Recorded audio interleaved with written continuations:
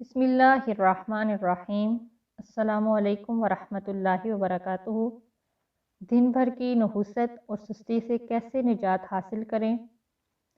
سیدنا ابو ہریرہ رضی اللہ تعالیٰ عنہ فرماتے ہیں کہ رسول اللہ صلی اللہ علیہ وآلہ وسلم نے ارشاد فرمایا، جب تم میں سے کوئی شخص سو رہا ہوتا ہے تو شیطان اس کے سر پر 3 گھریں لگا دیتا ہے اور ہر گرہ باندھتے ہوئے کہتا ہے کہ رات بہت لمبی ہے، سو جا۔